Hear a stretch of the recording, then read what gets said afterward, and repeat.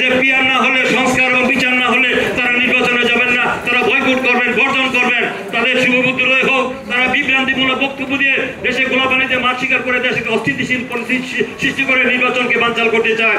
আগামী ফেব্রুয়ারি মাসে যে অন্তর্বর্তীকালীন সরকারের যে আমাদের প্রধান উপদেষ্টা ডক্টর মোহাম্মদ ইউনূস তিনি ঘোষণা দিয়েছেন আগামী বছরের ফেব্রুয়ারির মাঝামাঝি জাতীয় নির্বাচন হবে। সেই নির্বাচনের ব্যাপারে আপনারা কি প্রস্তুত আছেন না? জনগণের যারা ভোট দেয় সেই তো ক্ষমতায় যাবে নাকি? এখন যারা জামানত থাকবে না, যারা একটি আসনও পাবে না, তারা আজকে এখন বর্তমানে এই সরকারের সাথে আপোষ করে তারা এখন সরকারি সাথ নিচ্ছে, সরকারি সুযোগ সুবিধা নিচ্ছে। যদি নির্বাচন হয়ে যায় তাহলে তাদের পত্রবাট বিদায়। তাই তারা এই ধরনের গোলাবানিতে মাঠ শিকার করার জন্য জনগণ যেখানে 16 বছর ভোট দিতে পারে নাই, এই ভোটের মাধ্যমে জনগণের সরকার প্রতিষ্ঠা করার জন্য যারা সরকার উদ্যোগ নিয়েছে, আমরা সরকার অভিনন্দন জানিয়েছি। লন্ডন বৈঠকের পরেই শুরু হয়েছে ষড়যন্ত্র। এই যে ষড়যন্ত্র শুরু হয়েছে, যারা করতেছেন তারা জামানত থাকবে? যারা করতেছে তাদের জনগণ আসেন, ভোটে আসেন, জনগণ যদি চান মেনে নিব। কিন্তু আপনার ভোটে না এসে আবল তাবল তারা অযৌক্তিক কথা বলে আপনারা তালবাহানা করে আপনার নির্বাচনকে প্রলম্বিত করবেন, দীর্ঘায়িত করবেন, বানচাল করার ষড়যন্ত্র করবেন। বাংলাদেশের মানুষ যেমন পাথরের মতো শক্ত, আবার কাদার মতো নরম। আগামী দিনে আপনাদের এই সব ষড়যন্ত্রের বিরুদ্ধে জনগণ কিন্তু ঐক্যবদ্ধ হবে, নির্বাচন হবে, জনগণের সরকার প্রতিষ্ঠা হবে।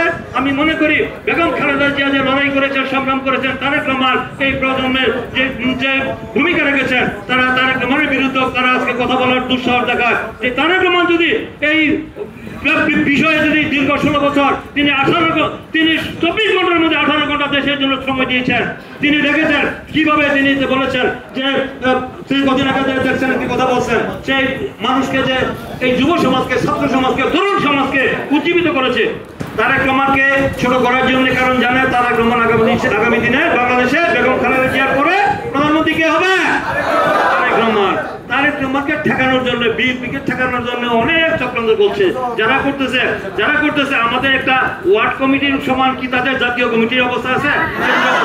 যারা বড় বড় কথা বলেন, আমরা বলতে চাই না, আমরা আসেন মাঠে আসে জনগণ যদি আপনাদেরকে ক্ষমতায় বসাবো। আমরা তো জানি এই যে তথাকথিত ধর্মান্ধ ইসলামিক দল কিছু আছেন, নাম বলতে চাই না, এবং যারা এনসিপি আছেন, যারা ওই ডাকাতির মামলায় ঘটনায় আজকে ওই যে স্বামী আত্মার না কি সাবেক আওয়ামী লীগের এক মহিলা গুলশানের মহিলা, আজকে তো বর্তমানে কোন এক অ্যাডভাইজার নাম বলতে চাই না, সে অ্যাডভাইজারের নাম আসছে।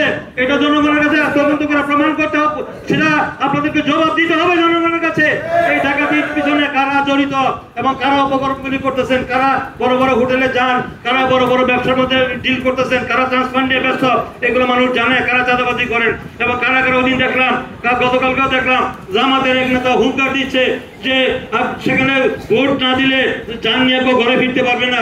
জামাতের এক নেতা ফেসবুকে দেখলাম, দেখেন নাই? এখন তারা এই ধরনের হুমকি দিয়ে দেশে একটা অস্থিতিশীল পরিস্থিতি সৃষ্টি করে তৃতীয় শক্তি আনতে চায়। দেশে আবার জরুরি অবস্থা আসুক, দেশে আবার ফ্যাসিস্ট আসুক, সরেতেরি আসুক, আবার আওয়ামী লীগের পুনর্জন্মকে আপনি কি চান?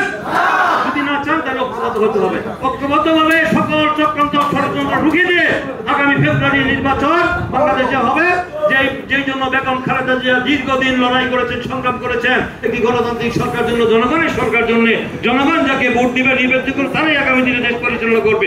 বিএনপিকে যদি জনগণ ভোট দেয়, আপনাদের কোনো সমস্যা আছে? জনগণ যদি বিএনপিকে চায়, আমরা যে জনগণের জন্য কাজ করে দেখি, একমাত্র রাস্তা তো ভোট ছাড়া কোনো বিকল্প আছে? তাই ভোটে আসুন, তালবাহানা না করে, ষড়যন্ত্র না করে নির্বাচনে আসুন। নির্বাচনে আসে জনগণ যদি আপনারা নির্বাচিত করেন, আপনার সরকার গঠন করার কোনো আপত্তি নাই। কিন্তু এখন আপনাদের এগুলো করলে জনগণ কিন্তু আপনাদের বিরুদ্ধে রুখে দাঁড়াবে।